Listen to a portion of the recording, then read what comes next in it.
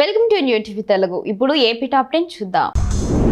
కనేకల్ మండలం బ్రహ్మసముద్రం గ్రామంలోని ప్రభుత్వ పాఠశాల ఆవరణంలో విష సర్పాలు హల్చల్ చేశాయి. సుమారు అరగంట పాటు విష సర్పాలు హల్చల్ చేయడంతో స్థానికులు భయభ్రాంతులకు గురయ్యారు. పాఠశాలకు సెలవులు కావడంతో విద్యార్థులు ఎవరూ లేకపోవడంతో ఎటువంటి ప్రమాదం జరగలేదు. పాఠశాల ఆవరణంలో చెత్త చెదరం, కంప చెట్లు ఉండడంతోనే పాములు వస్తున్నాయని తెలిపారు. వెంటనే చెత్త చెదారాన్ని తొలగించాలని గ్రామస్తులు కోరారు.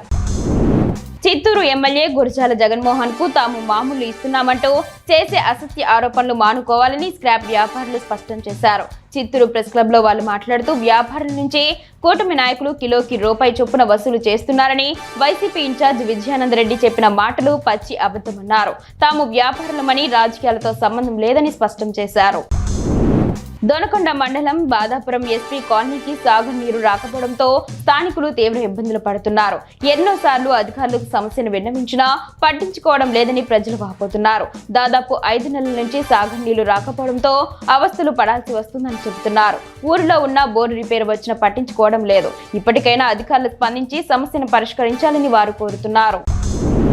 అనంతగిరి మండలంలోని కాశీపట్నం పంచాయతీ పరిధి మారుమూల సీతంపేటకి రహదారి నిర్మాణం చేపట్టాలని గిరిజనులు డిమాండ్ చేస్తున్నారు. సరైన రహదారి సౌకర్యం లేక వాహనాలు రాక అత్యవసర అనారోగ్య సమస్యలు తలెత్తినప్పుడు రోగులను డోలీ మోతలతోనే ఆసుపత్రులకు తరలించాల్సిన పరిస్థితి నెలకొందని గిరిజనులు వాపోయారు.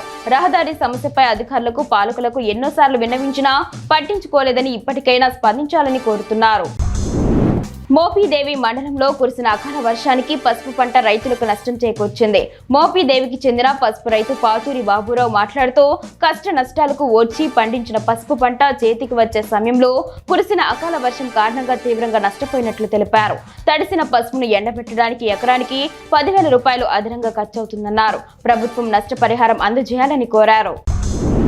గుడివాడ 31వ వార్డుకు చెందిన ప్రేమకుమారి అనే మహిళ ఉద్యోగం నిమిత్తం మస్కట్ కు వెళ్లింది. అక్కడ ఆరోగ్య సమస్యలు రావడంతో తిరిగి రావాలని అనుకుంది. ఈ విషయంపై ఎమ్మెల్యే వెనిగండ్ల రాము ద్వారా మంత్రి లోకేష్ దృష్టికి తీసుకువెళ్లగా అక్కడ ఇండియన్ ఎంబసీతో మాట్లాడి తిరిగి ఇండియాకు తీసుకువచ్చారు. ఈ సందర్భంగా ప్రేమకుమారి ఎమ్మెల్యే రాముకు కృతజ్ఞతలు తెలిపారు.